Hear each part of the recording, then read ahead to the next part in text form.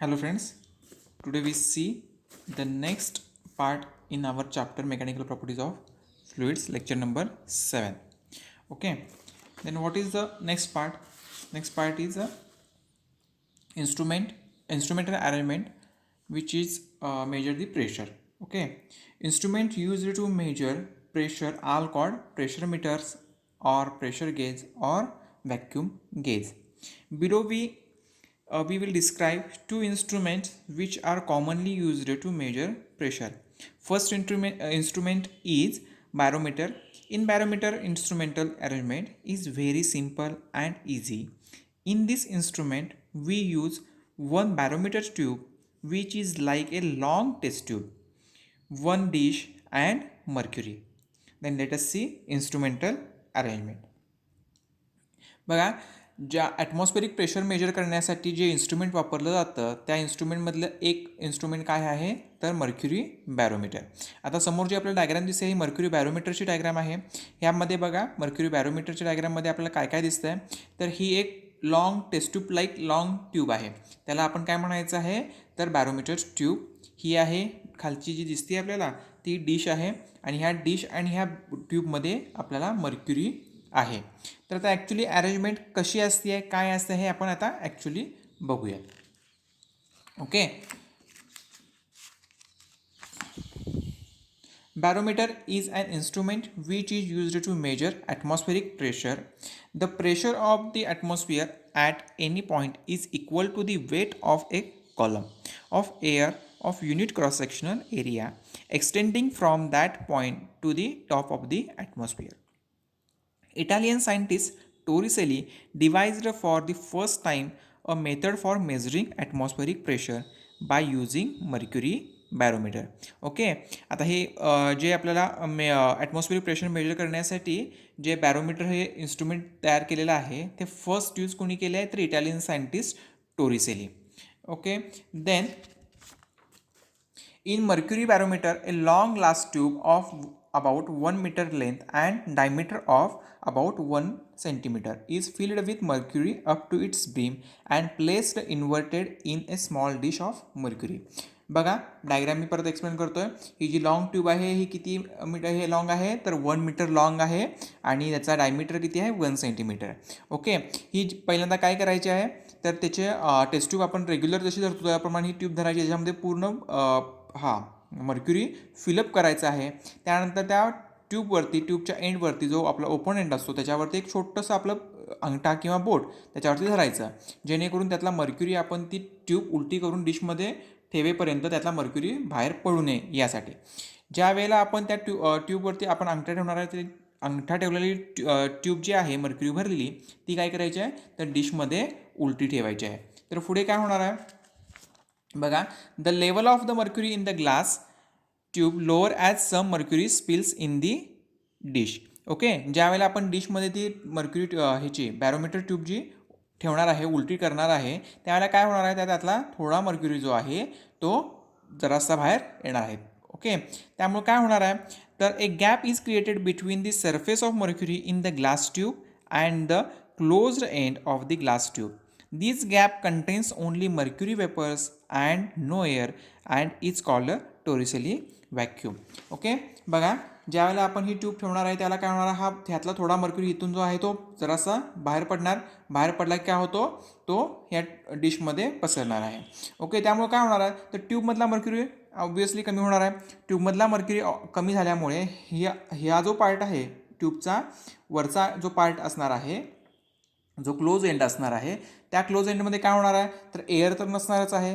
त्यामुळे तिथं व्हॅक्यूम असणार आहे. त्याच्यामध्ये फक्त आणि फक्त मर्क्युरी वेपर्स असणार आहे. हा फक्त आणि फक्त याच्यामध्ये मर्क्युरी वेपर्स म्हणजे हा पूर्णपणे व्हॅक्यूम असणार आहे. तर त्या व्हॅक्यूम सिस्टीमला किंवा त्या व्हॅक्यूम पार्टला काय म्हणतात आपल्याला टोरिसेली व्हॅक्यूम. म्हणजे टोरिसेली हा कोण आहे इटालियन सायंटिस्ट त्याचं नाव आपण त्या व्हॅक्यूमला दिलेलं आहे. ओके, त्यानंतर आपल्याला पुढं पार्टला काय मिळणार आहे बघा Torricelli vacuum. Thus, the pressure at the upper end of the mercury column inside the tube is 0. That is, the pressure at point A, PA is equal to 0. Okay, आता इथं काय प्रेशर एअरच नाही म्हणजे तर प्रेशर 0 असणार आहे. So ह्या पॉईंटला जे मिळणारं प्रेशर आहे ते 0 असणार आहे. So PA is equal to 0. equation number 1. Then for a point C on the mercury surface in the dish open the atmosphere, the pressure is equal to the atmospheric pressure. Therefore PB is equal to P naught. Okay, atmosphere म्हणजे हा बाहेरचा भाग आला, ह्याच्यावरचं काय pressure आपल्याला होणार आहे ते इथं सेम असणार आहे. बघा सी पॉईंट दिलेले आहेत का, तर ह्याची लेवल आपल्याला काढलेली आहे. सो बी पॉईंट कुठे घेतला आहे, सीच्या लेवलला घेतलेला आहे. So P B is equal to P naught. Okay, म्हणजे ॲटमॉस्फेरिक प्रेशर. तर याला equation number 2. Since the point B is at depth H below the point A. Okay, आपल्याला हाईट कुठली मोजायची आहे रे, तर जो मर्क्युरी बाहेर आलेला आहे डिशमध्ये त्या मर्क्युरीची हाईट टू ह्या ट्यूबमध्ये असणाऱ्याची हाईट. सो काय करायचं आहे आपल्याला, म्हणजे हा बी पॉईंट आपण कन्सिडर करतो. सो सी पासून ए पर्यंतची आपल्याला हाईट मिळते. ओके, त्यानंतर काय होणार आहे बघा, since the point B is that the depth H below the point A, then P B is equal to P A plus H rho G. आपल्याला माहिती आहे H means height, rho means density and G means gravity. आता rho कोणाची density आहे, तर मर्क्युरीची. मर्क्युरीची density आपल्याला माहिती असणं गरजेचं आहे, ती आपण माहिती करून घ्यायची. मी आता मुद्दा म्हणून सांगणार नाही आहे. Okay, then substituting equation 1 and 2 in equation 3 we have P naught is equal to H rho G.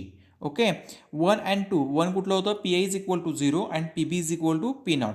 So ते दोन्ही इक्वेशन कशामध्ये, 3मध्ये इक्वेशनमध्ये पुट केले, P B is equal to P A plus H rho G या इक्वेशनमध्ये. So आपल्याला काय मिळालं, तर P naught is equal to H rho G. P naught काय आहे, तर पी नॉट हे ॲटमॉस्फेरिक प्रेशर आहे. ते कसं मिळणार आहे आपल्याला, एच रो जी. म्हणजेच where rho is the density of mercury, H is height of the mercury column in the tube, and G आपल्याला माहितीच आहे ग्रॅव्हिटी. म्हणजे आपल्याला बघा डेन्सिटी माहिती असणार आहे मर्क्युरीची ऑलरेडीच, फक्त आपल्याला ह्या इन्स्ट्रुमेंटनुसार काय काढायचं आहे, तर हाईट काढायची आहे. ओके, हाईट मिळाली, मर्क्युरीची डेन्सिटी माहिती असते, जी माहिती असतो ॲटमॉस्फेरिक प्रेशर आपल्याला ॲटोमॅटिकली मिळून जाईल. तर हा फर्स्ट इन्स्ट्रुमेंट आहे ज्याच्यानुसार आपण ॲटमॉस्फेरिक प्रेशर मेजर करू शकतो. तर आता सेकंड इन्स्ट्रुमेंट कुठला आहे, तर सेकंड इन्स्ट्रुमेंट आहे ओपन ट्यूब मॅनोमीटर. ओपन ट्यूब मॅनोमीटरमध्ये आता ही समोर डायग्रॅम दिसते बघा, ह्या डायग्रॅममध्ये काय आहे, तर यू शेप्ड ट्यूब आहे एक, ही यू शेप्ड ट्यूब आहे. त्याच्यामध्ये हा जो आहे हा ओपन एंड आहे आणि इकडचा जो आहे हा क्लोज एंड आहे. ह्याच्यामध्ये हा पार्ट आहे क्लोज आहे आणि इकडून इकडे आपल्याला ओपन एंड आहे. आता ह्याचं देखील कन्स्ट्रक्शन आणि हे बघूयात आपण. बघा, an open tube manometer is a simple device to measure the pressure difference. It consists of a U-tube partly filled with a low density liquid. Okay, बघा लो डेन्सिटी लिक्विड कुठले आहेत, तर त्याच्यामध्ये आपल्याला वॉटर येऊ शकतं अथवा केरोसिन. ओके, केरोसिन इन रॉकेल, which helps in maintaining the larger level difference between the level of liquid of the two arm of the manometer. One arm of the tube is open and the atmosphere to the atmosphere, and other arm is connected to the container D, that is system whose pressure is to be measured. Okay, मग सांगितल्याप्रमाणे बघा ही U shaped tube आहे, ह्याचा एक जो point आहे किंवा एक एंड आहे ते ओपन आहे आणि एक आहे ते क्लोज आहे. जे क्लोज आहे ते डीला आपण कनेक्ट केलेलं आहे. ओके, ह्याच्यामध्ये काय भरणार आहे, तर लो डेन्सिटीचं लिक्विड म्हणजेच वॉटर किंवा केरोसिन आपल्याला त्याच्यामध्ये फिलअप करायचं आहे, जेणेकरून ती हाईट मेंटेन होण्यासाठी. Consider a point R on the surface of liquid open the atmosphere, the pressure is equal to the atmosphere P naught. Consider a point R, एक मिनिट खालून करतो मी. Consider a point are on the surface of the liquid, open the atmosphere, the pressure is equal to the atmospheric pressure P naught. Consider a point T which is exposed to the pressure of the gas in the container and another point S in the open arm of the manometer which is at the same level of point T. Okay, ज्यावेळेला आपण याच्यामध्ये kerosene किंवा water भरणार आहे म्हणजे low डेन्सिटीचं liquid भरणार आहोत, त्यावेळेला भरल्यानंतर काय होणार आहे, तर इथून एक थोडं प्रेशर अप्लाय होणार आहे, इकडून एक प्रेशर अप्लाय होत असतं. सो ओके, त्या प्रेशरनुसार यातली लिक्विडची हाईट आहे ती मेंटेन होणार आहे. ओके, त्यामुळे काय होणार आहे, एक पॉईंट येणार आहे आपल्याला, हा आर आपण त्याला कन्सिडर केलेला आहे. दुसरा पॉईंट आपल्याला टी हा पॉईंट कुठे असणार आहे, तर क्लोज्ड एंडकडे असणार आहे आणि आर हा पॉईंट ओपन एंडकडे असणार आहे. ओके, त्यानंतर आपल्याला हाईट मेजर करायची आहे. सो टीच्या बरोबर समोरील म्हणजे ते एक रेष मारली ते चालेल किंवा पट्टी ठेवून काय करायचं, इथे एक पॉईंट घ्यायचा, तिथून आरपर्यंतची आपल्याला हाईट मेजर करायची आहे. Okay, the pressure at point S is given as P S is equal to P naught plus H rho G, where rho is equal to density of liquid, h is height of the liquid, and height of the liquid column of the above the point S. Okay, since the point S and T are at the same level, मगाशी सांगितलेलं आहे हे काय आहेत, दोन्ही same लेवलला आहेत. Okay, same level the pressure at both the points in the same P S is equal to P T. So इथं काय प्रेशर असणार आहे, ते सेम प्रेशर इथं आपण कन्सिडर करू शकतो. So P S is equal to P T. According to the Pascal law, if the effect of gravitation is neglected, the pressure at point in an incompressible liquid in equilibrium is the same, that is pressure at point T is equal to the pressure at point D. Okay, T वरती जे point असणार आहे तोच pressure D मध्ये असणार आहे. Therefore the pressure P in the container is P is equal to P T. Okay, pressure कुठलं कंटेनरमधलं काय असणार आहे, P is equal to P T. So comparing equation 1 and 2 and 3. आता वन नंबर काय आहे बघा, P S is equal to P naught plus H rho G. Second number equation आहे P S is equal to P T. Third number equation काय आहे, P is equal to P T. Okay, आता P is equal to P टीमध्ये आपल्याला वरची दोन equation जी आहेत ती पुट करायचे आहेत, सबस्टिट्यूट करायचे आहेत, कम्पेअर करायचे आहेत. So P is equal to P naught plus H rho G.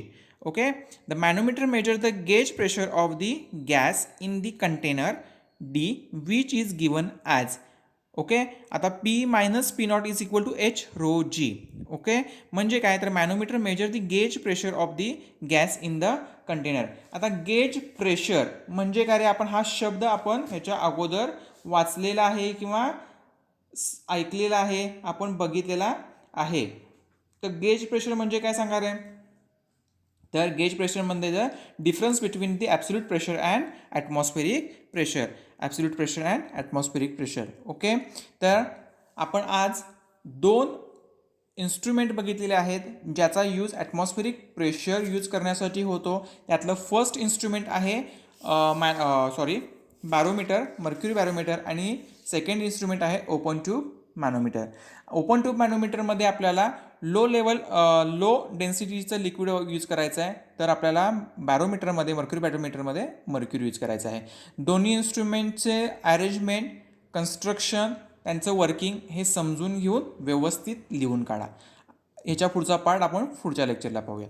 Okay, thank you, good day.